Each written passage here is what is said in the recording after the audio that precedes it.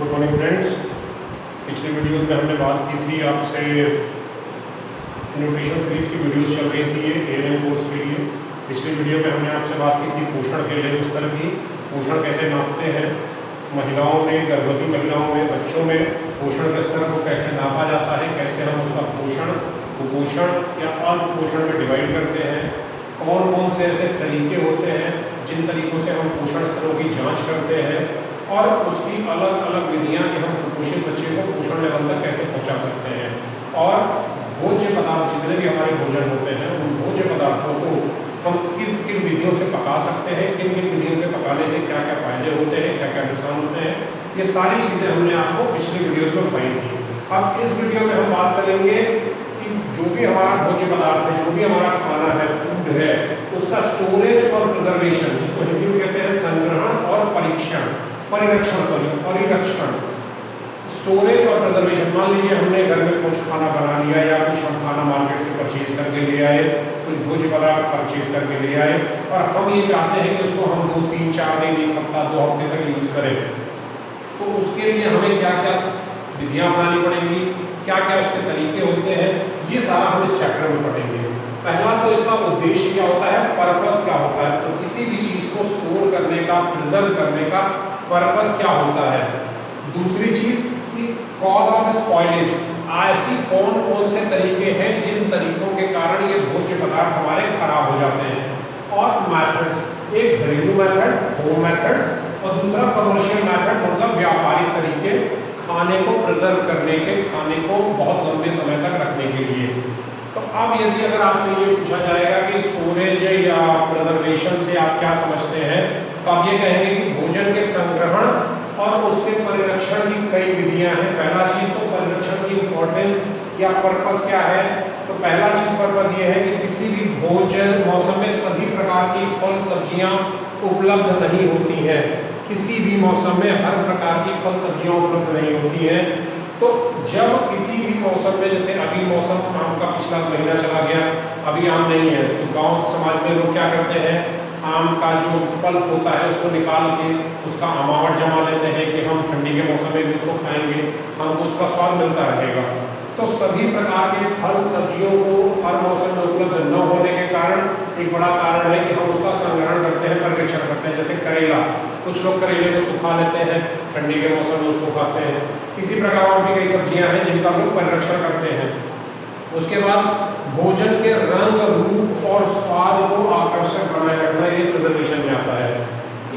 भोजन जो भी हम खाने जा रहे हैं उसका रंग बना रहे, उसका रूप बना रहे, उसका स्वाद बना रहे। मान लीजिए आपने आम का पल्प अभी निकाला, गर्मी के मौसम में निकाला होगा, उसको जमा के, हमारे यहाँ उसको अमावट बोलते हैं, आपने अमावट जमा लिया या उसको मैंगो केक बोलते हैं इंग्लिश में। बट इन केस अगर वो मैंगो केक ठंडी के मौसम तक आते आते खराब हो गया, उसका स्वाद बदल गया, वो मीठे की जगह खट्टा हो गया या खराब होने लगा या कसैला लगने लगा, तो वो खराब हो जाता है, तो उसका आपको बेनिफिट नहीं मिलता। तो प्रिजर्वेशन हम इसलिए करते हैं कि हमको उस फ्रूट का, उस फल का या उस सब्जी का स्वाद उसी हिसाब से मिलता है जिस हिसाब से वो अपने नेचुरल सीजन में मिलती है। तीसरा, खाद्य पदार्थों को भविष्य के लिए उपयोग करना। खाद्य उद्देश्य बता रहे हैं आपको। पहली चीज कि हर मौसम में हमको हर प्रकार की सब्जी उपलब्ध हो, इस कारण करते हैं। दूसरा, इस कारण करते हैं कि भोजन का स्वाद, उसका आकर्षक रंग, ये सारी चीजें बनी रहे। तीसरा, हम इसलिए करते हैं कि भोजन का जो भी भविष्य में हम कर सकें उपयोग, उस उपयोग हम कर सकें प्रिजर्व करने के कारण। तीसरा, उसका व्यापारिक उपयोग हो सके। हमको मान लो कोई सामान यहाँ से दूसरी जगह भेजना है, तो यदि हम उसको प्रॉपरली स्टोर या प्रॉपरली प्रिजर्व करके नहीं भेजेंगे तो जाते जाते रास्ते में वो खत्म हो जाएगा। तो किसी भी भोजन के उत्पादन के स्थान से उसके विपणन के स्थान तक भेजने में सहयोग करता है क्या, परिरक्षण। पांचवा, खाद्य पदार्थों की गुणवत्ता बनाए रखता है। तो ये 5 पॉइंट है, जिन 5 पॉइंट के कारण हम प्रिजर्व करते हैं। हमारा पर्पस ये है, पहला पर्पस ये है कि सभी प्रकार के भोज्य पदार्थ हमको हर मौसम में मिलते रहे। दूसरा पर्पस ये है कि रंग, रूप और उनका स्वाद बना रहे। तीसरा पर्पस ये है कि भोज्य पदार्थों को भविष्य में उपयोग होने लायक हम बचा के रख सकें। चौथा है कि एक स्थान से अपने उत्पादन के स्थान से विपणन के स्थान पर ले जाने के लिए हमको प्रिजर्वेशन करने की जरूरत है। पांचवा, भोजन की गुणवत्ता बनाए रखनी चाहिए। ये 5 चीजें हैं। अब उसके बाद आते हैं स्पॉइलेज। स्पॉइलेज खाना खराब क्यों होता है? पहला, खाना खराब होता है बिकॉज ऑफ डिहाइड्रेशन।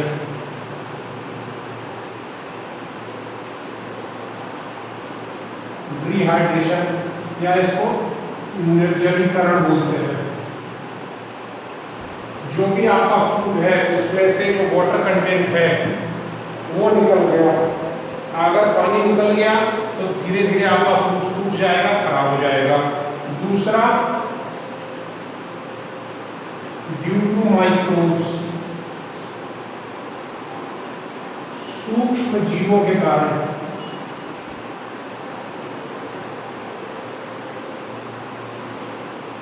ये नंबर 1। नंबर 2, पहला डिहाइड्रेशन, निर्जलीकरण के कारण भोज्य पदार्थ खराब हो जाते हैं। दूसरा, सूक्ष्म जीवों के कारण, छोटे बैक्टीरिया हैं, वायरसेस हैं, फंजाई है। जैसे अगर आप ब्रेड रख देते हैं नमी की जगह पे तो आप देखेंगे उसमें नीली नीली नीली नीली धारियां पड़ेंगी, कुछ दिनों बाद उसमें फंगस लग जाएगा। आपने घर में पिकल बना के रखा है अचार, और अगर आपने उसको सही तरीके से प्रिजर्व नहीं किया, प्रॉपरली तरीके से उसमें सॉल्ट, ऑयल और अगर स्पाइसेस या मसाले नहीं डाले तो उसके ऊपर आप देखेंगे फफूंद लग जाएगी।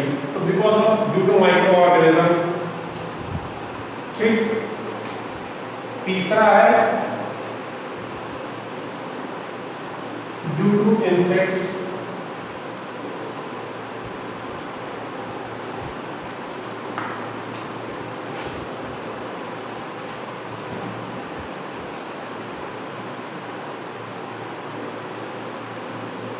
ड्यू टू इंसेक्ट्स,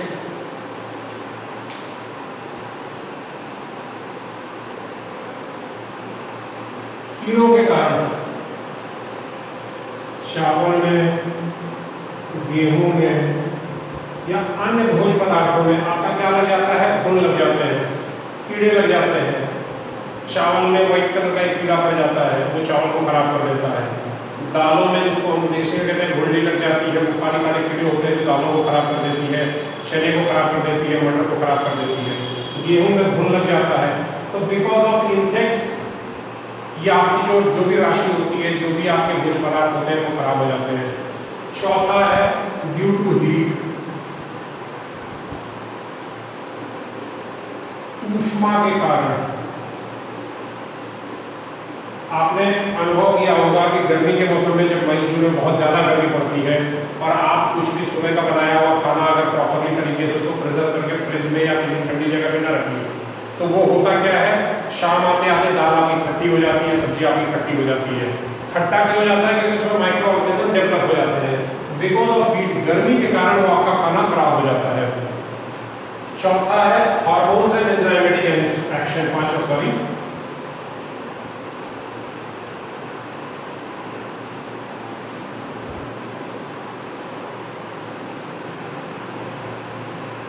अब ये hormones and enzymatic action specially दूध के लिए होता है और नॉनवेज प्रोडक्ट्स के लिए होता है। जो हमारे नॉनवेज प्रोडक्ट्स हैं, जितने भी हमारे मीट, मांस, मछली के हैं, अगर हम उनको वैसे रख देते हैं तो मृत शरीर में भी कुछ एंजाइमेटिक रिएक्शंस होती हैं, कुछ हार्मोनल रिएक्शंस होती हैं, जिसके कारण स्टिफनेस आ जाती है और धीरे धीरे धीरे धीरे करके वो प्रोडक्ट हमारा खराब हो जाता है। तो खराब होने के 5 कारण है। पहला डिहाइड्रेशन, निर्जलीकरण। दूसरा सूक्ष्म जीवों के कारण ड्यू टू माइक्रोब्स। तीसरा ड्यू टू इंसेक्ट्स, कीड़ों के कारण। चौथा ड्यू टू हीट और पांचवा due to hormone and enzymatic activity. ठीक।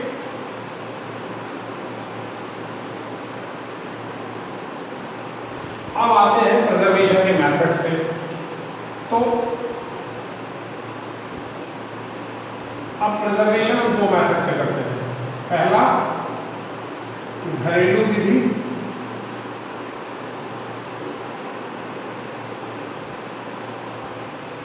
होम मेथड, और दूसरा आपका व्यापारिक।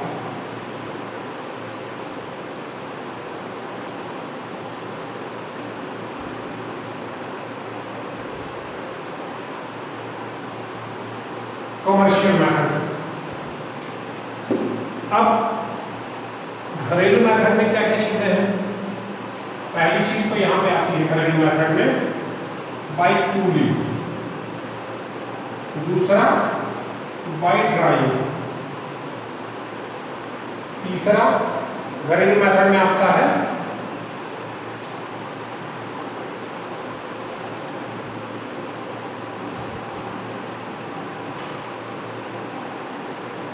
एडिशन ऑफ फूड एडिटिव्स, और चौथा आपका आता है फॉर्म चेंजिंग।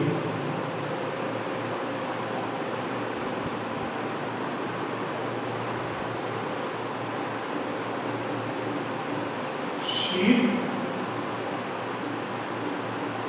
सुखाना,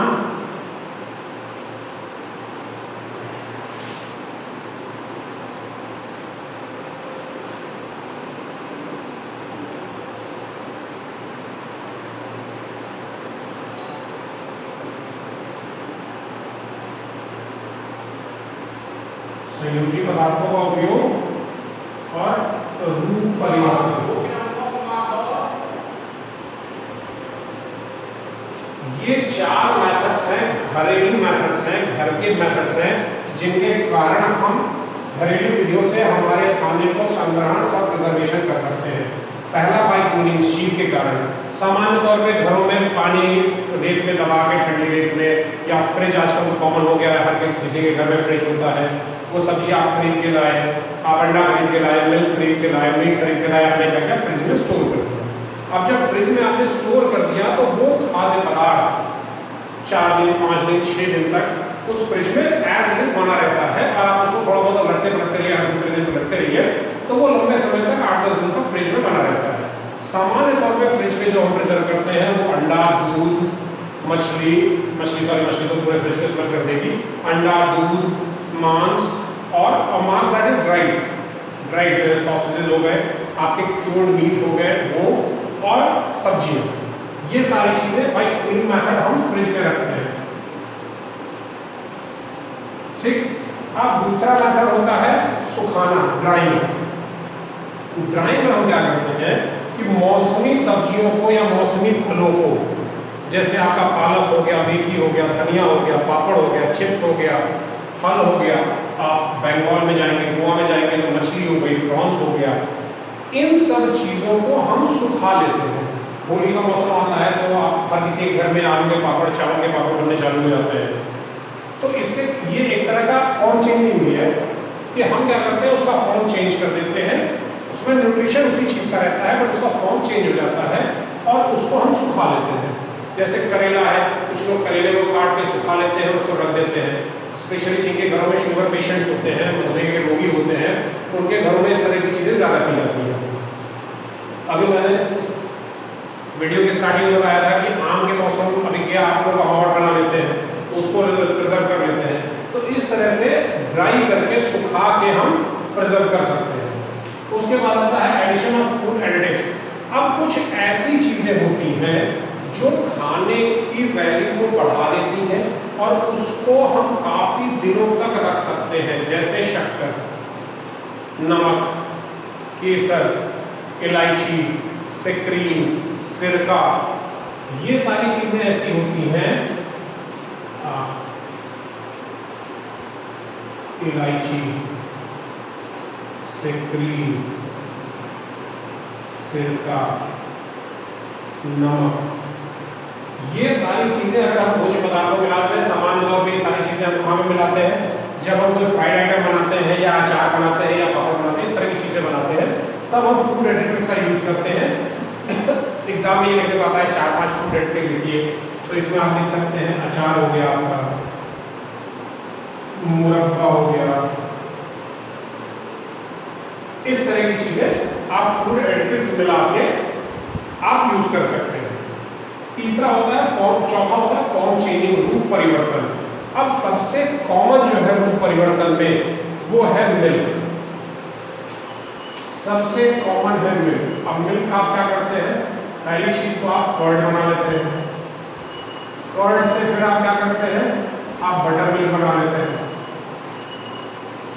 बटर मिल्क के बाद आप इसका घी बना लेते हैं, जिसको हम लोग क्लैरिफाइड बटर कहते हैं, आप बटर बना लेते हैं। उसके बाद आप कॉटेज चीज बना लेते हैं। कॉटेज चीज मतलब होता है पनीर। तो ये सबसे कॉमन ऐसी चीज है मिल्क कि जिसका आप रूप चेंज करते हैं, फॉर्म चेंज करते हैं और उसको आप प्रिजर्व कर लेते हैं। दूध को आप बहुत ज़्यादा समय तक प्रिजर्व नहीं कर सकते, 1 से 2 दिन तक। और अदरवाइज आप गरमाते जाएंगे तो क्या होगा, उसके ऊपर मलाई पड़ना चालू हो जाएगी, तो आप पका के कोई उसको दही में या घी में कन्वर्ट कर लेंगे। सिंपली अगर मान लीजिए दूध आपका क्वार्टर हो गया, फट गया, तो लोग पनीर बना लेते हैं उसका। तो ये सारे मेथड्स हैं जो मेथड हम घरों में यूज करते हैं, घरेलू विधियों में। पहला मेथड बाय कूलिंग शीट के कारण फ्रिज हम यूज करते हैं, फ्रिज में सारे फूड एडिटिव्स रख देते हैं। दूसरा बाय ड्राइंग, सुखा के, मछली हो गई, आपके करेला हो गया, वेजिटेबल्स हो गई या कुछ प्योर मीट हो गए, उनको भी हम सुखा के यूज करते हैं। फिर फूड एडिटिव्स हम ऐड करते हैं, संयोजी पदार्थ का उपयोग, जैसे इलायची है, सिट्रीन है, सिरका है, नमक है, इसको अचार और मुरब्बा हम बनाते हैं, उसमें डाल देते हैं, वो एज इट इज पड़ा रहता है काफी दिनों तक। और फॉर्म चेंजिंग, रूप परिवर्तन का सबसे अच्छा एग्जाम्पल है दूध। दूध से आप दही बनाते हैं, छाछ बनाते हैं, घी बनाते हैं, मक्खन बनाते हैं, पनीर बनाते हैं। तो ये जो है ये आपका घरेलू विधियां थी, जिन घरेलू विधियों से हम फूड को या अपने भोज्य पदार्थों को खराब होने से बचा सकते हैं। अब उसके बाद आता है कमर्शियल मेथड। तो कमर्शियल मेथड में पहली चीज आता है कैनिंग, दूसरी चीज आती है कैनिंग के बाद फ्रीजिंग, तीसरी चीज डिहाइड्रेशन,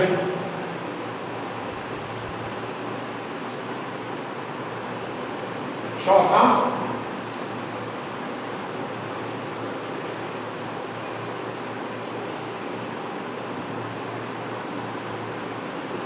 प्रिजर्वेशन बाय irradiation, पांचवा हीट, छठा सॉल्ट एंड शुगर और सातवां विनेगर।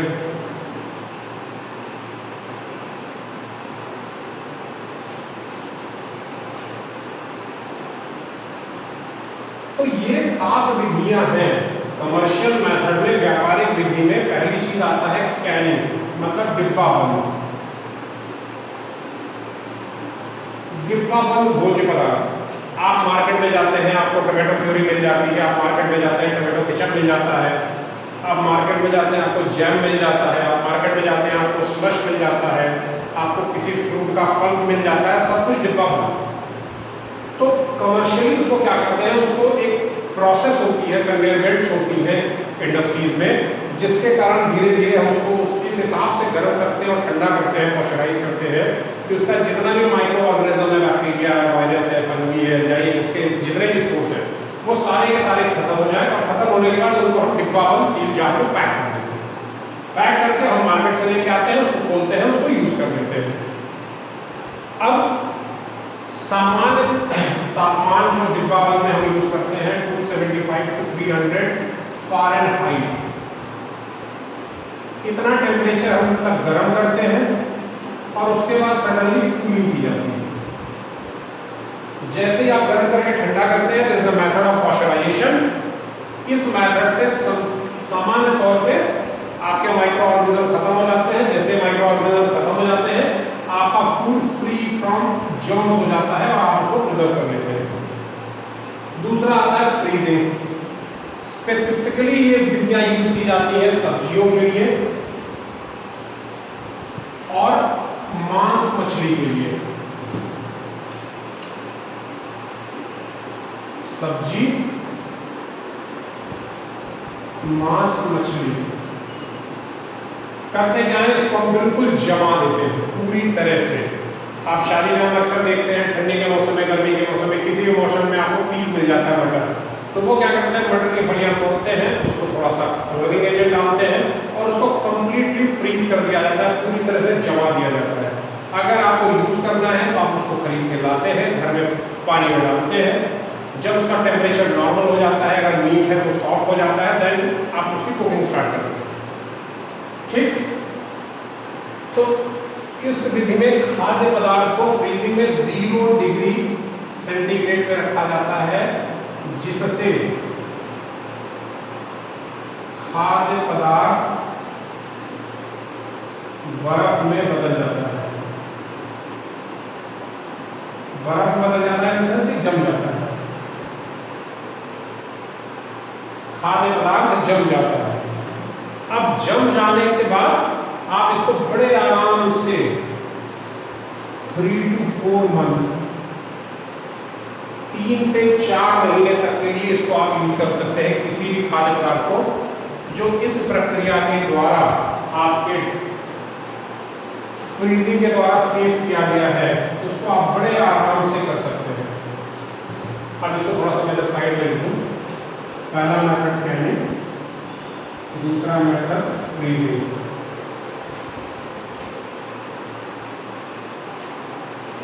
अब तीसरा जो डिहाइड्रेशन है,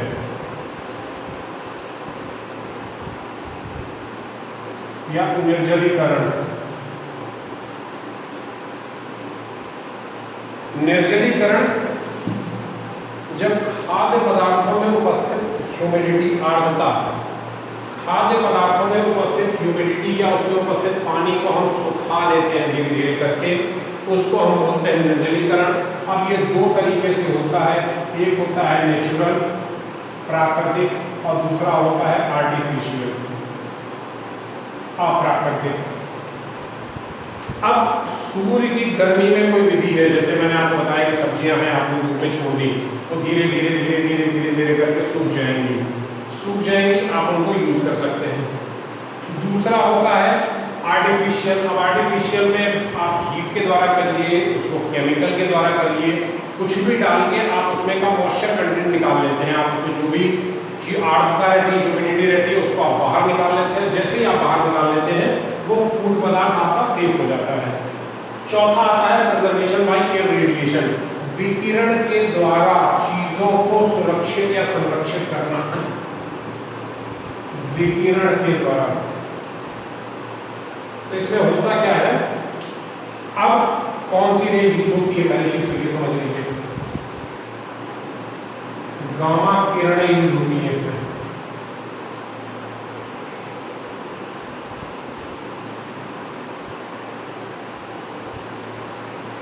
कोई भी रेज यूज नहीं होगी। जब भी फूड प्रिजर्वेशन किया जाता है तो फूड प्रिजर्वेशन करने के टाइम पे कभी भी गामा रेज ही यूज की जाती है। एक्सरे, बीटा रे, अल्फा रे, ये सारी चीजें यूज नहीं की जाती, अदरवाइज वो उसका जेनेटिक कंपोजिशन चेंज कर देती है, जो कि हमारे स्वास्थ्य के लिए हानिकारक साबित हो सकता है। तो गामा रेज यूज की जाती है। सामान्य तौर पे ये यूज किया जाता है गेहूं के लिए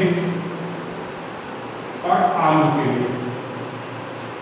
गेहूं और आलू के लिए इसको सामान्य तौर पे यूज किया जाता है जब हम उस पूरे लॉट में गामा रेज डालते हैं। गामा रेज ऐसी होती है जो माइक्रो ऑर्गेनिज्म या उनके छोटे छोटे जो स्पोर्स होते हैं उनको जला के खत्म कर देती है, हमारा फूड प्रिजर्व हो जाता है। उसके बाद आता है by heat, preservation by heat, गर्मी। द सेम थिंग आप ये समझ लीजिए, गर्मी के कारण जो हम घरों में करते हैं, दूध को हमने उबाल लिया और उबाला तो वो घी में कन्वर्ट हो गया, तो जो चीजें हम घरों में करते हैं उसी को लार्ज स्केल पे मार्केट में की जाती है, बड़ी बड़ी फैक्ट्रियों में, तो उसको because of heat. Salt and sugar ये आपको ऑलरेडी बता चुका हूँ, अचार में, मुरब्बे में, इन सब चीज़ों में, जैम में आप शुगर डालते हैं, अचार में आप नमक और तेल डालते हैं, तो ये सारी चीज़ें आपकी सॉल्ट एंड शुगर। और तीसरा विनेगर, सिरका। कई चीज़ें ऐसी होती हैं जिनको हम सिरका डाल के यूज करते हैं, कई चीज़ें ऐसी होती हैं। इसको मिटाई से रहा हूँ, एक बार फिर से आपको लिख दूंगा। और जैसे मूली, प्याज, इन सबको इंग्लिश में बोला जाता है pickled, pickled onion, pickled radish. तो इसको आप सिरके में डाल के यूज करते हैं, तो बड़े आराम से 15 से 30 दिनों तक रहता है और उसको आप एक एक करके निकाल के अपना खा सकते हैं। तो अब प्रिजर्वेशन के मेथड क्या क्या थे? प्रिजर्वेशन के मेथड पहले घरेलू और दूसरा व्यापारिक। घरेलू मेथड में क्या था हमारा? पहला कूलिंग ड्राइंग,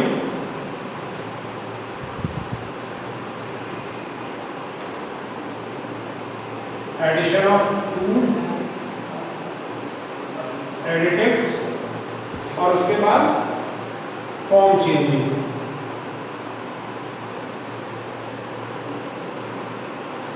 तो व्यापारिक विधियों में पहला आपका कैनिंग, दूसरा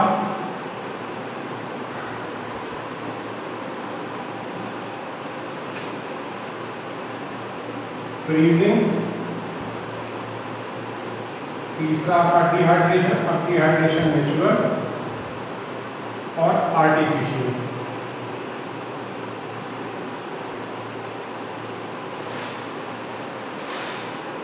उसके बाद irradiation, salt and sugar,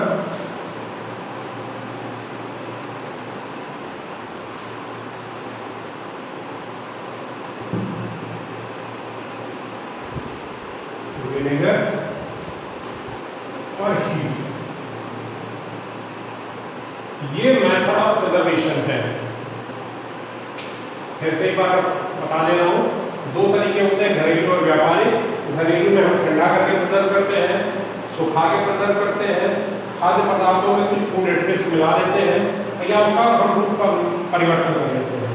Canning में डिब्बाबंद कर लेते हैं, व्यापारिक में उसको पूरी तरह से हम जमा देते हैं 0 डिग्री सेंटीग्रेड पे, उसमें का पानी निकाल लेते हैं नेचुरल प्रोसेस में, या हमने शुरू की गर्मी में छोड़ दिया, पानी निकलता रहा, या आर्टिफिशियली हमने उसमें गर्मी दे दी, या हमने उसमें कोई केमिकल डाल के उसको डिहाइड्रेट कर दिया। इररेडिएशन स्पेशली यूज होता है आलू, प्याज और गेहूं के लिए। सॉल्ट एंड शुगर अगेन अचार, मुरब्बा, जैम, सॉस, केचप, ये सारी चीजें इसमें सॉल्ट एंड शुगर होती है। विनेगर, ऑनियन, रेडिश, आपका बीटरूट, चुकंदर, ये सारी चीजें। और हीट एज इट इज घर की तरह आप उसको गर्म करते हैं और गर्म करने के बाद उसको आप सबको सुखा लेते हैं। अब इसके बाद एक आता है PFA.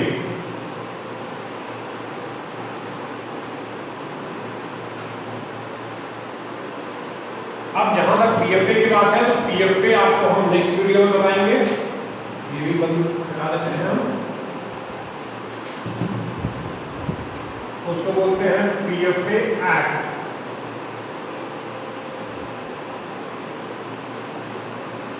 Prevention of food adulteration act. Hindi में आप ये समझ लीजिए, मिलावट को रोकने वाला। अब ये हम आपको नेक्स्ट वीडियो में बताएंगे। इस वीडियो के लिए आप सारे लोग जो अभी पिछला हमने बताया उसका अपना नोट्स बना लीजिएगा। नोट्स बनाने के बाद फिर आगे बात करते हैं, जिसमें हम आपको पीएफए बताएंगे और एएनएम का रोल क्या होता है पीएफए में, वो इस वीडियो में बताएंगे। धन्यवाद।